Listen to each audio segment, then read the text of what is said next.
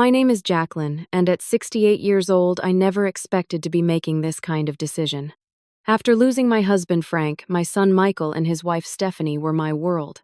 We had what I thought was a loving relationship until that December phone call when Stephanie told me I was no longer welcome for Christmas. The pain was unbearable, but what came next surprised even me. One phone call from my car changed everything. By New Year, their mortgage arrangement would never be the same. Before I continue this story, I would love to know where you are watching from. Drop a comment below and subscribe if you want to hear more stories about standing up for yourself when family lets you down. I grew up in a small town in Pennsylvania where everyone knew each other. My father owned the local hardware store, and my mother taught second grade at the elementary school. Those humble beginnings taught me the value of hard work and determination. After high school, I put myself through college at Penn State, earning a marketing degree when women were still fighting for respect in the business world. My career started at a small advertising agency, but I worked my way up through several companies until I eventually became the marketing director for a national retail chain. The journey wasn't easy, but I built a reputation for myself through grit and intelligence rather than connections. I met Frank during my second year at the retail company. He was in finance with kind blue eyes and a gentle laugh that immediately drew me in. Our first date was at a little Italian restaurant where we talked until the owner had to politely ask us to leave so they could close. Frank proposed 6 months later, and we built a beautiful life together for 42 years until cancer took him from me 3 years ago. Michael came along after we had been married for 5 years. He was our only child, and from the moment he was born, he became the center of our world. Frank and I balanced our careers with parenthood, making sure one of us was always there for school events and baseball games. Michael was a sensitive, thoughtful boy who grew into a caring young man with his father's analytical mind and my creative spirit. College was difficult for Michael. He struggled to find his direction, changing majors twice before settling on business administration. Frank and I supported him emotionally and financially through those uncertain years. When he graduated with nearly $80,000 in student loan debt, we helped him make payments while he established himself professionally. Michael bounced between jobs for a few years, trying to find his place. He worked in sales, then marketing, before finally landing a position at a financial services company. Frank and I were always there to offer advice when asked, financial support when needed, and a safety net that allowed him to take risks and grow. 5 years ago, Michael called us excitedly to announce he had met someone special at work. Stephanie was a real estate agent who had come in to discuss some investment opportunities with his firm. He described her as brilliant, ambitious, and beautiful. Frank and I were thrilled that our son had found someone who made him so happy. The relationship moved quickly. Within 6 months, they were engaged. When we finally met Stephanie at a dinner to celebrate their engagement, she seemed perfect on paper. She was tall, elegant, with a polished appearance and confident manner. She asked thoughtful questions about our lives and careers, complimented Michael beautifully in conversation, and seemed genuinely interested in becoming part of our family. Yet something felt slightly off that I couldn't quite name. Perhaps it was the way her smile never quite reached her eyes when she looked at me, or how she subtly redirected conversations whenever Michael spoke too fondly of his childhood. I kept these concerns to myself, not wanting to spoil Michael's happiness over what might simply be my own adjustment to sharing my son. The wedding planning process gave me my first real glimpse of Stephanie's controlling nature. Though Frank and I offered to contribute significantly to the wedding costs, Stephanie took complete charge of every detail. My suggestions for incorporating some of our family traditions were politely acknowledged, then promptly ignored. When I asked about helping with the bridal shower, I was told her friends had it under control. The wedding itself was beautiful but impersonal, held at an expensive venue with no touches of either family's heritage. I was seated at a table far from the main wedding party while Stephanie's parents were prominently placed. When I mentioned this to Frank, he gently reminded me that this was their day, not ours, and we should focus on their happiness. As a wedding gift, Frank and I purchased a lovely 4-bedroom house in a good neighborhood for the couple. Rather than simply giving it to them outright, Frank, always the financial planner, structured it as a private mortgage with extremely favorable terms. We would hold the mortgage, they would make modest monthly payments, and we could help them build equity while teaching financial responsibility. Michael was grateful, though Stephanie seemed to view it as something they deserved rather than a generous gift. After the wedding, family gatherings became increasingly infrequent. Holidays that had once been spent together were now split, with Stephanie's family seemingly taking priority. When they did visit, Stephanie would make subtle comments about how outdated my home decor was, or how the neighborhood had gone downhill despite neither being true. Frank handled these slights with grace, always looking for the positive and encouraging me to do the same. When he was diagnosed with aggressive pancreatic cancer, we were devastated. During his 18 months of treatment, Michael visited regularly, though almost always alone. Stephanie was perpetually busy with work or other commitments. When Frank passed away, she attended the funeral but spent most of the time on her phone in the back of the room. After Frank died, I became the sole holder of Michael and Stephanie's mortgage. I honored the arrangement Frank had set up, charging them well below market interest and being flexible with payment timing when they claimed to be struggling financially. I viewed it as one way I could continue to support my son as his father would have wanted. Phone calls from Michael grew less frequent. Sundays had once been our catch-up day, but now weeks would pass without a word. Family traditions like our annual summer barbecue or pumpkin picking in October fell by the wayside. When I would reach out, Michael would sound rushed and distracted, often mentioning that Stephanie needed him for something just minutes into our conversation. I noticed that Michael never seemed to make decisions without consulting Stephanie first. Even for small matters like when he could visit or what he might want for his birthday, there was always a pause and a hesitant. I need to check with Stephanie first. The confident son I had raised seemed to be fading into someone uncertain and dependent. Despite these changes, I maintained hope that things would improve with time. I focused on rebuilding my life as a widow, joining a book club, volunteering at the local hospital, and maintaining friendships that had sometimes taken a back seat during Frank's illness. But my son was always in my thoughts, and Christmas, Frank's favorite holiday, was approaching. I couldn't wait to reconnect with Michael and hopefully strengthen our family bonds during this special time of year. By early December, I had thrown myself into Christmas preparations with extra enthusiasm. This would be my third Christmas without Frank, and while the pain of his absence never truly faded, I was determined to honor his memory by continuing the traditions he loved so much. I spent weeks selecting perfect gifts for Michael and Stephanie. For my son, I found a vintage watch similar to one Frank had worn throughout his career, along with a leather-bound collection of the mystery novels he had enjoyed as a teenager. For Stephanie, I carefully chose a designer scarf in her favorite colors and a gift certificate to the spa she had once mentioned during a rare moment of casual conversation.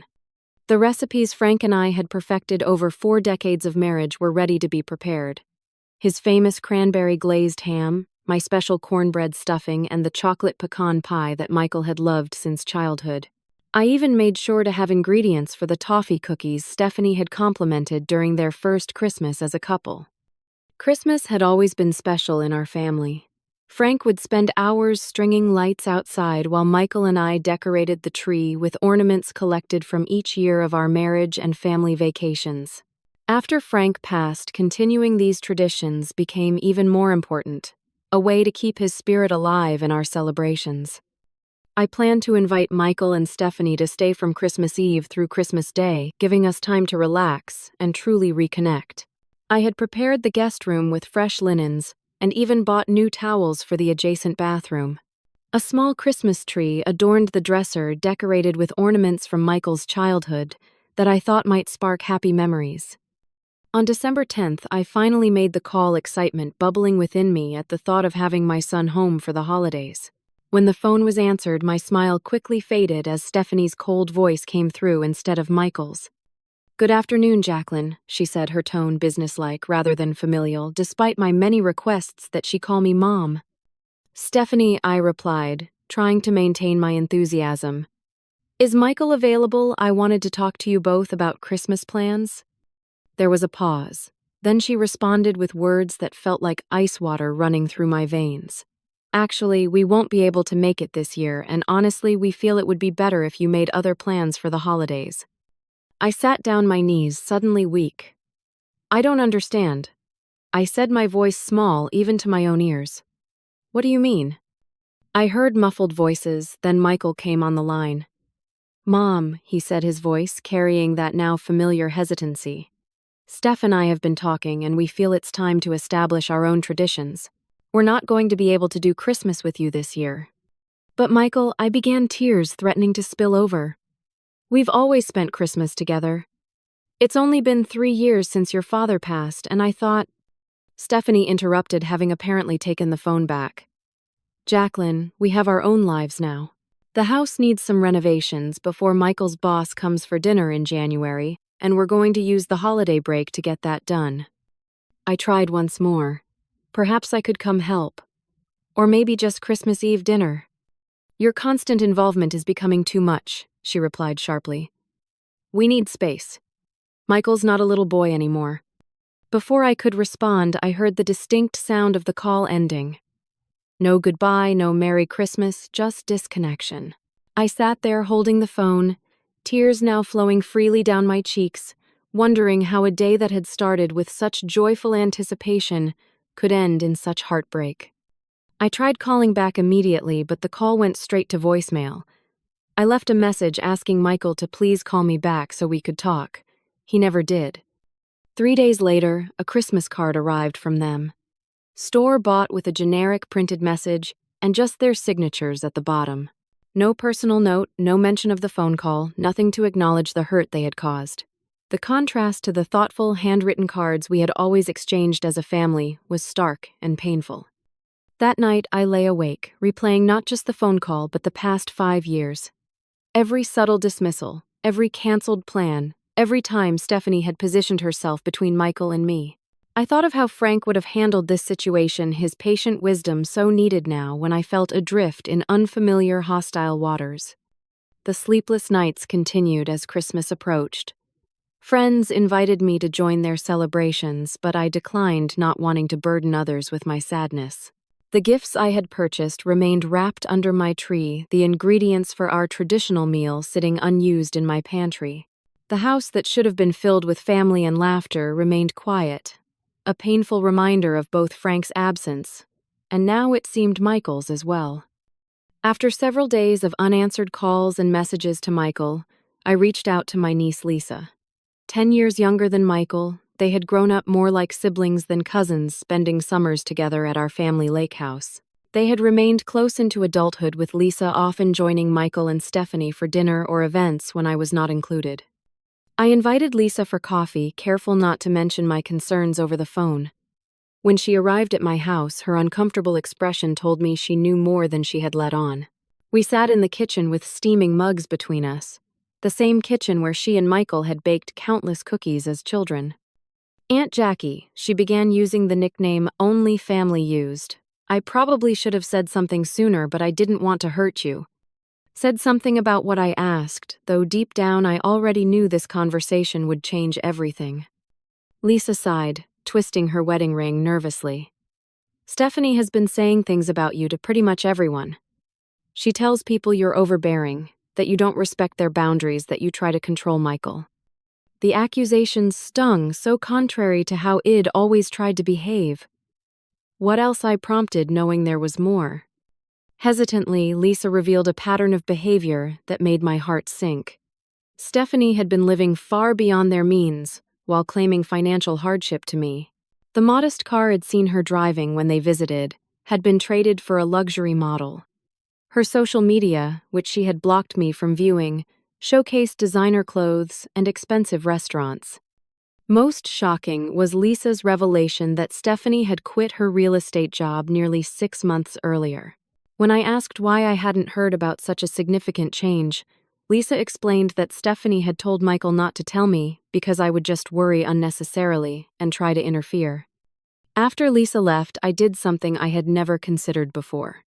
I created a social media account under a different name and searched for Stephanie. What I found confirmed everything Lisa had told me and more. Photos of shopping sprees captioned, "Just a little retail therapy." Images of vacations I had never heard about. And worst of all, a post from just a week ago showing an elaborate dinner with the caption, "Early Christmas celebration with people who matter." The following day, I called James Michael's best friend since elementary school. Though they didn't see each other as often since Michael had married, they still met occasionally for basketball or drinks. James had always been like another son to me, honest to a fault and fiercely loyal. "Mrs. Anderson," he said when he returned my call, his use of my formal name immediately telling me something had shifted. "It's good to hear your voice." "James, I need your honesty," I said, dispensing with small talk. "I'm worried about Michael. Have you noticed any changes in him?" After a moment of silence, James confirmed my fears. The old Michael who would speak his mind and stand his ground was gone.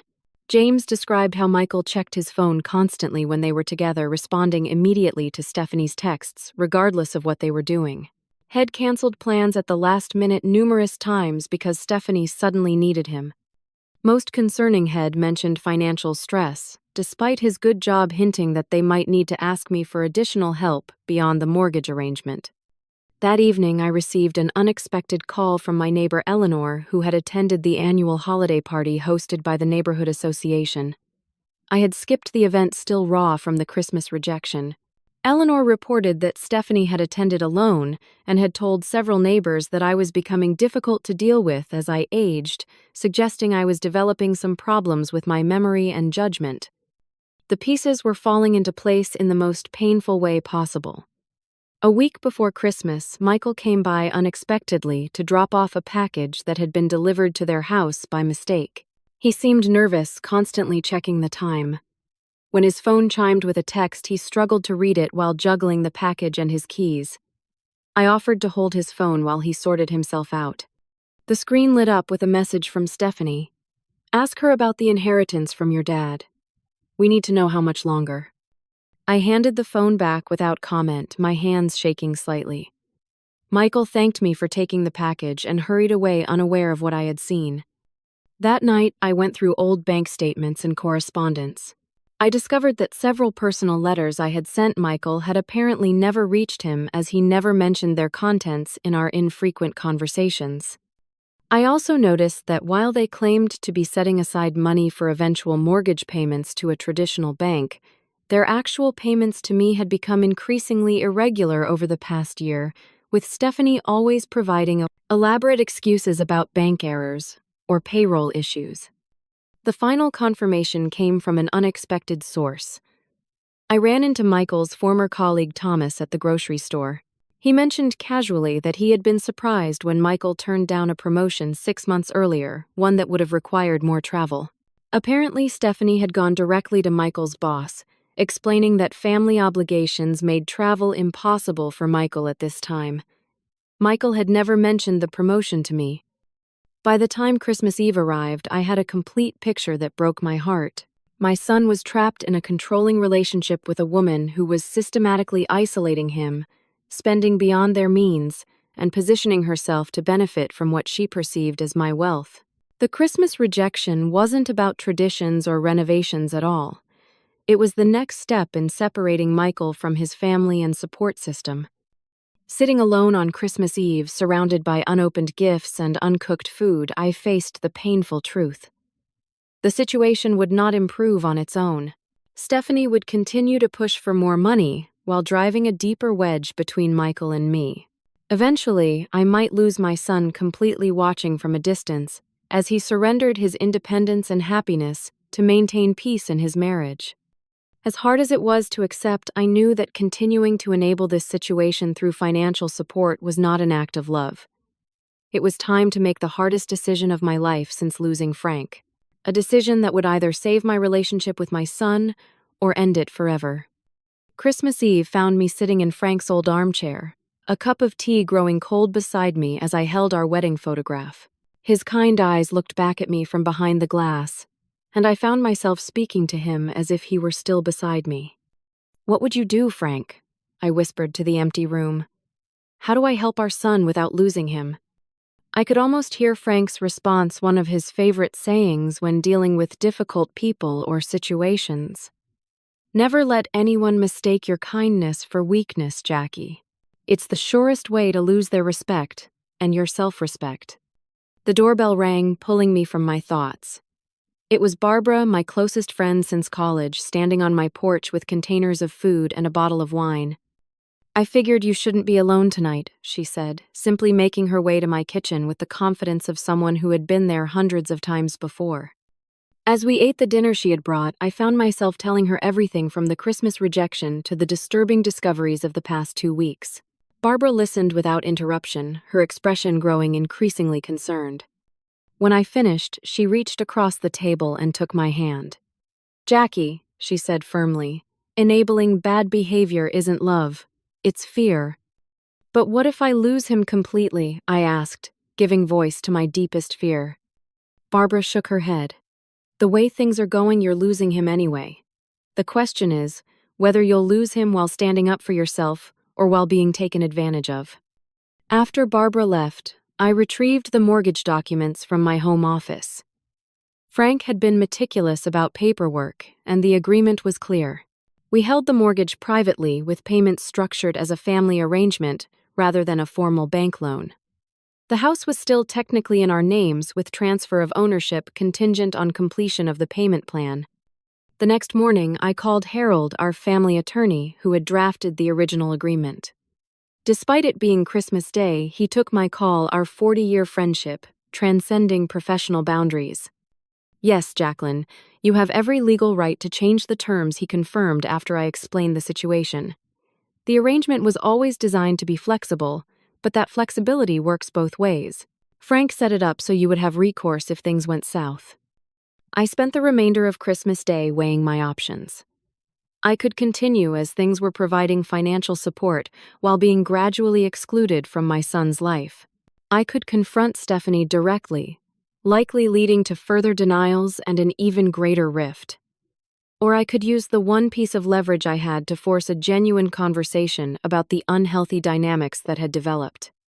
I was painfully aware of the risks. Michael might choose Stephanie over me. He might never forgive what he would initially perceive as a betrayal. The financial consequences for them would be significant, potentially creating hardship that I never wanted for my son. That night, I barely slept, going over every angle, every possible outcome. I thought about what Frank would advise, what he would do in my position. I remembered how he had always counseled making decisions based on principles rather than emotions, especially when the emotions were fear and guilt. As dawn broke on December 26th, I woke with a clarity I hadn't felt since before Frank's diagnosis. I knew what I needed to do. The path forward was difficult but necessary. For too long, I had allowed myself to be the peacekeeper, sacrificing my own dignity and enabling behavior that was harmful to everyone involved, including Michael. I sat at my desk and wrote down exactly what I wanted to say to Michael and what I hoped to achieve. This wasn't about punishment or revenge. It was about establishing that respect was a non-negotiable foundation for any relationship, including family. It was about creating a crisis that would hopefully lead to growth, rather than allowing a slow deterioration to continue unchallenged. With shaking hands but a resolute heart, I picked up the phone. Not to call Michael, not yet. First, I needed to set the wheels in motion with my bank and Harold. Only then would my words have the necessary weight to break through the walls that had been built around my son. On the morning of December 26th, I called my bank and spoke with the manager who had worked with Frank for years. I explained that I needed to make changes to the private mortgage arrangement for my son's house. She scheduled an appointment for me to come in that afternoon to review the documents and options. Next, I called Harold again to inform him of my decision and ask him to draft the necessary legal paperwork. He agreed to meet me at the bank to ensure everything was properly documented. The weight of what I was about to do pressed heavily on my chest as I dressed in one of my business suits, an outfit I hadn't worn since retiring. Looking in the mirror, I saw not just a grieving widow or a hurt mother, but the confident executive I had been for decades. That woman knew how to make difficult decisions and stand by them. At the bank, Harold and I spent 2 hours reviewing the original mortgage agreement and drafting a formal notice of termination. The new terms were straightforward. The informal family payment arrangement was canceled. Michael and Stephanie would need to either secure traditional bank financing for the remaining balance or vacate the property within 90 days. Once the documents were signed and notarized, I sat in my car in the bank parking lot gathering my courage. I dialed Michael's number half, expecting it to go to voicemail as it had so many times recently. When it did, I left a calm, measured message. Michael, it's Mom. I need to speak with you about an important decision I've made regarding the house. Please call me back as soon as possible. I had barely pulled into my driveway when my phone rang. It was Stephanie's number, not Michael's. What exactly do you mean about the house? She demanded, without preamble, her voice sharp with panic. What have you done? I took a deep breath, reminding myself of the clarity I'd felt that morning. Hello, Stephanie. I'd prefer to discuss this with Michael as well. Is he available? Hez busy, she snapped. Tell me what you're talking about right now. Very well, I said, my voice steadier than I felt. I have terminated our private mortgage arrangement. You and Michael will need to obtain conventional financing or make other housing arrangements within 90 days. The formal notice is being sent by certified mail tomorrow. There was a moment of stunned silence before Stephanie erupted. You can't do that. That's our house. You're just doing this because we're not coming for Christmas. This is elder abuse. I'll call a lawyer. The house is still legally in my name, Stephanie, I replied calmly. The arrangement was always contingent on mutual respect and good faith, both of which have been lacking. And please do consult a lawyer. Harold will be happy to provide them with copies of the original agreement. She continued to shout threats and accusations until I finally said, I'm going to end this call now. I would still like to speak with Michael directly when he's available. After hanging up, I sat in my kitchen, my entire body trembling with adrenaline. Despite Stephanie's reaction, I felt no satisfaction, only a grim determination to see this through. An hour later, Michael called. His voice was strained, barely controlled. Mom, what is this about changing the mortgage? You can't just do that without talking to us first. I'm talking to you now, Michael, I said gently. And I've been trying to talk to you for weeks, but my calls go unanswered and my letters apparently never reach you. What are you talking about? He asked, confusion momentarily, replacing anger. I get your calls, I've been busy. Michael, this isn't about Christmas, though. That was painful, I explained. This is about a pattern of disrespect and manipulation that's been happening for years. I'm not willing to financially support a relationship where I'm treated as an inconvenience rather than family. Mom, we can't afford real mortgage payments right now, he said, panic entering his voice. The bank will want twice what we're paying you. This was the opening I needed. I took a deep breath. Why can't you afford it, Michael? You have a good job, and until recently, so did Stephanie.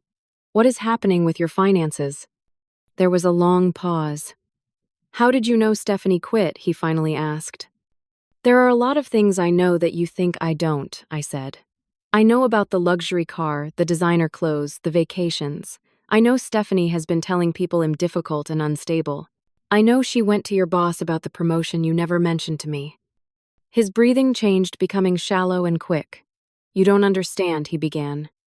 Then help me understand, I interrupted.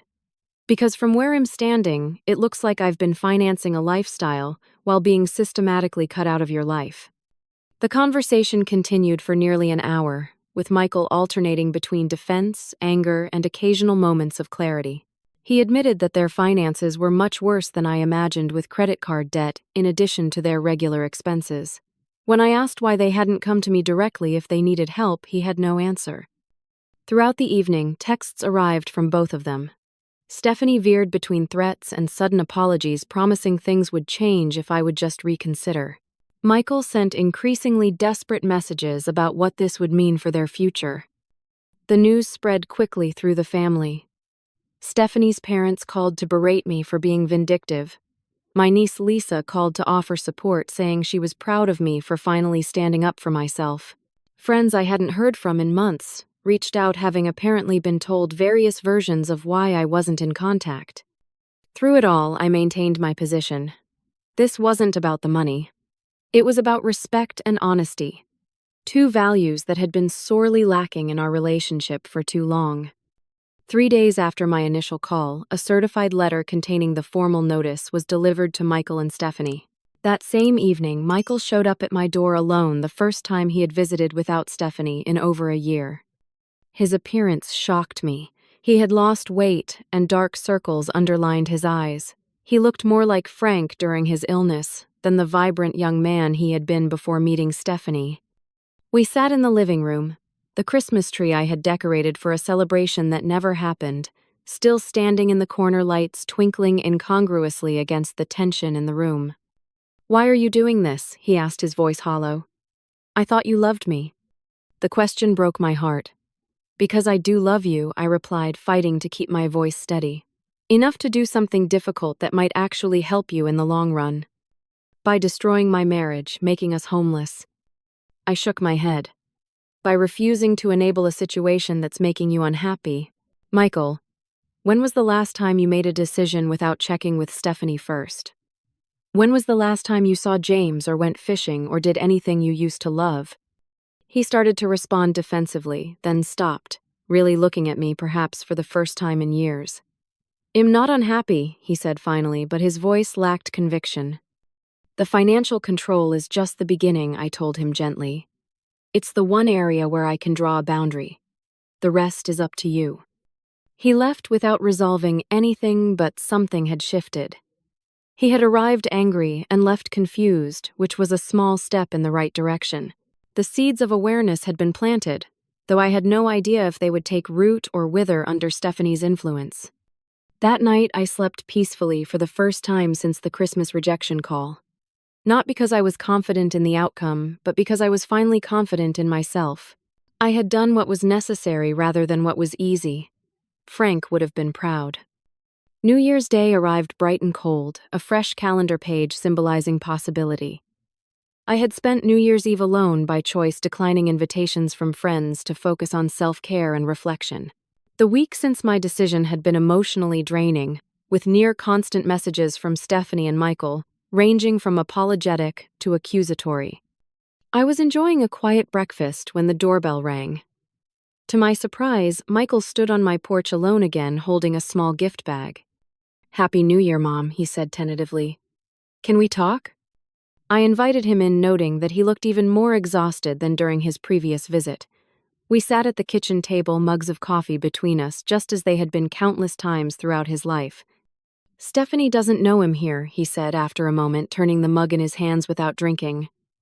"She's still asleep. We had a big fight last night." I waited, giving him space to continue at his own pace. "I found something," he said, eventually pulling a credit card statement from his pocket. "Stephanie has a card I didn't know about. The balance is over $30,000. The amount was shocking, but the deception was worse." "Oh, Michael," I said softly. "After you changed the mortgage terms, I started looking at all our finances," he continued. "There are 3 cards, Mom, all maxed out, and the car payment is twice what she told me." A small breakthrough, but significant. I asked gently, "Why do you think she kept this from you?" He shook his head, eyes downcast. "She said it was because I worry too much about money, that I don't understand how important appearances are in her social circles." Our conversation continued for hours, as Michael slowly revealed more truths he had been confronting. Stephanie had indeed been intercepting my letters and phone calls, deleting voicemails before he could hear them, and claiming she had passed on messages that never existed. The Christmas rejection had been entirely her idea, though he had gone along with it to keep peace. "You've been trying to reach me all along, haven't you?" he asked, a dawning realization in his voice. "Every week," I confirmed, "even when you didn't respond." He closed his eyes, briefly, pain etching deeper lines around them. "I've been going to counseling," he admitted. "Just me, not Stephanie. She refuses to go. Says there's nothing wrong with our relationship that more money wouldn't fix." This was a significant step, one I hadn't dared hope for so quickly. "I'm proud of you," I told him sincerely. "That takes courage." The conversation shifted to practical matters. They had contacted several banks about financing, but their debt-to-income ratio made approval unlikely. Michael had been considering looking for a second job to make up the difference. Before he left, he hesitated at the door. "Mom, is it okay if I come for dinner sometime this week, just me?" I pulled him into a hug, feeling the tension in his shoulders. "My door is always open for you," I assured him. "Always has been." The following week brought more developments. An extended family gathering for my brother's birthday became the stage for Stephanie's next move. She arrived with Michael dressed impeccably and behaving with unusual warmth toward everyone, me included. Throughout the evening, she told anyone who would listen how unreasonable I was being about the house situation, how they were victims of my sudden change of heart. Most family members, now aware of the full story thanks to Lisa, were polite but distant with her. The turning point came when she described me as becoming forgetful and possibly unstable after Frank's death, suggesting my decision was a symptom of cognitive decline rather than a rational choice. Michael, who had been quiet all evening, finally spoke up. "That's enough, Stephanie," he said firmly. "Mom is perfectly fine and you know it. This isn't about her mental state. It's about our behavior." The room fell silent. Stephanie stared at Michael as if he'd grown a second head. "When did you become so disloyal?" she hissed. "When I realized loyalty doesn't mean enabling lies," he replied, then turned to the room at large. "I apologize for the scene. I think it's best if we leave now." It was the first time I had seen Michael stand up to Stephanie in public.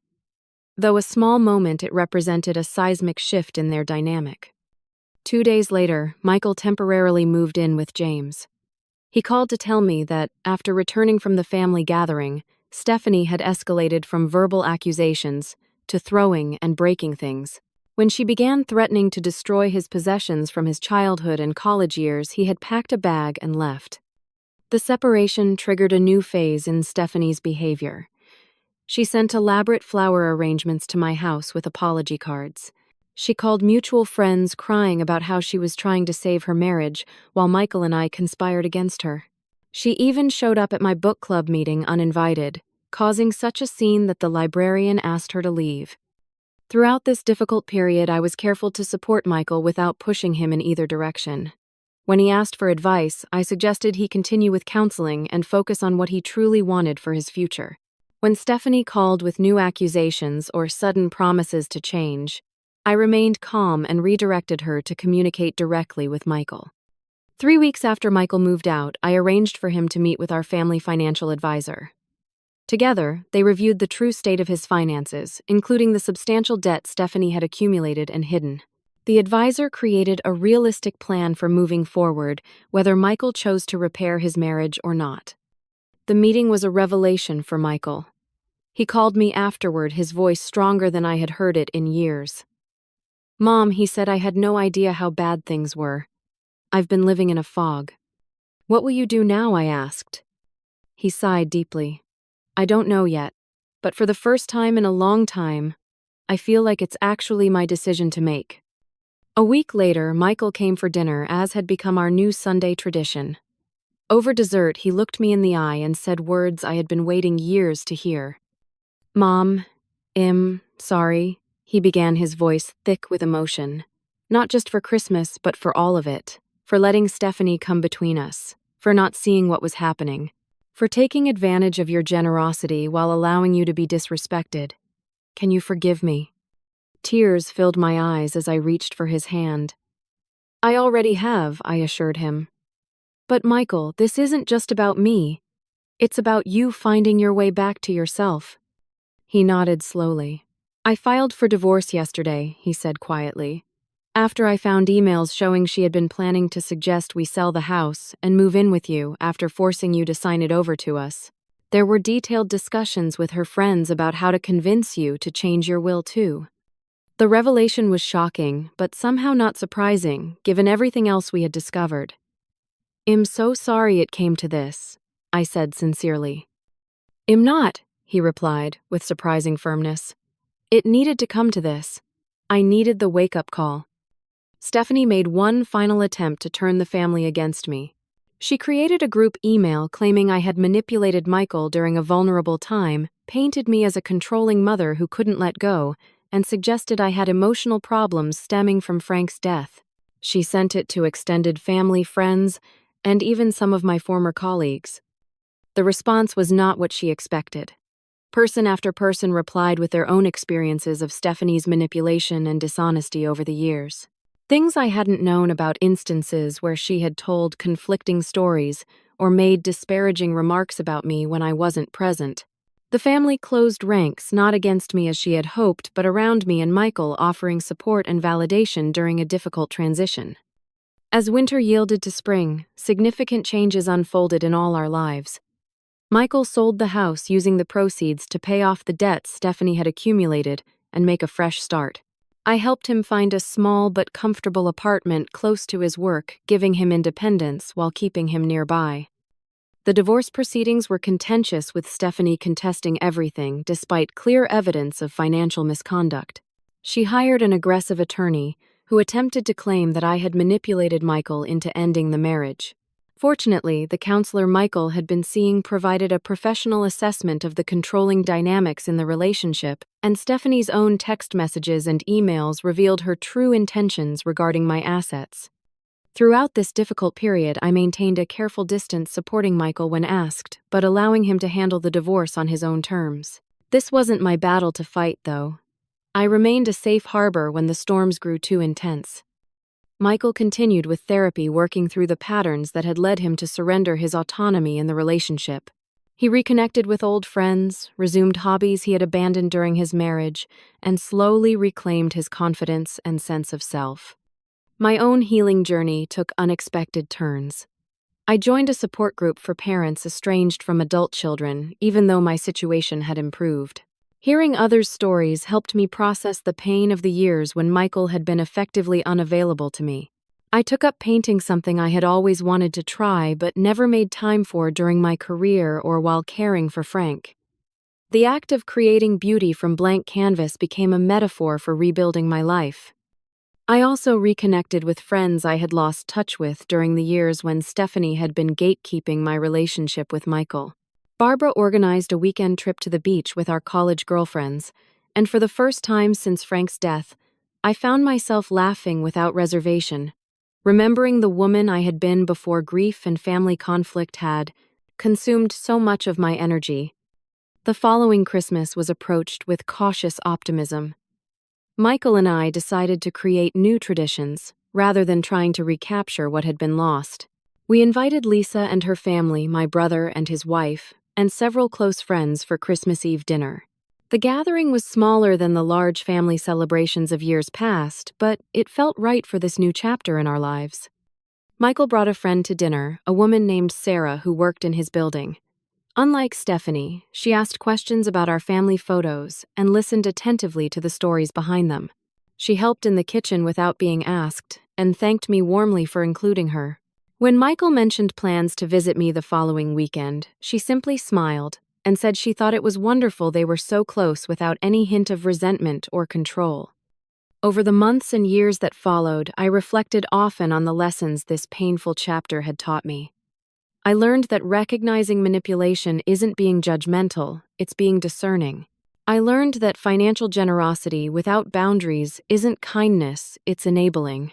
Most importantly, I learned that sometimes the most loving thing you can do for someone is to stop sheltering them from the consequences of unhealthy choices. Michael learned his own lessons. He became more aware of red flags in relationships and more confident in his own perceptions. He developed healthier financial habits, living within his means and building savings before considering another home purchase. Most significantly, he learned to value himself enough to require respect from those around him. Our relationship evolved into something new and stronger. The mother-son dynamic matured into a friendship between adults who genuinely enjoyed each other's company.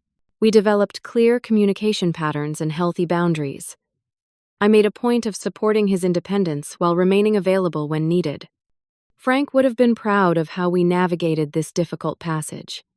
I often think of him when Michael calls just to check in, or stops by with small gifts that show he's been paying attention to my interests and needs. Frank always believed in doing the right thing, even when it was painful, a principle that guided my decision during that difficult Christmas season. Looking back now, I recognize that canceling the mortgage arrangement was never really about the money. It was about refusing to financially support disrespect and manipulation. It was about loving my son enough to create a crisis that could lead to growth rather than enabling a slow erosion of his spirit. It was about reclaiming my own dignity after years of accepting less than I deserved. Sometimes the hardest choice is the most loving one. By refusing to be disrespected, I ultimately helped my son find his way back to himself. And in the process, I found my own strength again. Have you ever had to make a difficult decision to stand up for yourself with family? What boundaries have you set that ultimately improved your relationships? I'd love to hear your thoughts in the comments below. If this story resonated with you, please like and subscribe to hear more and share it with someone who might need encouragement to set healthy boundaries. Thank you for listening. And remember, it's never too late to require respect and to reclaim your worth. Your courage today might be the gift your loved ones need most.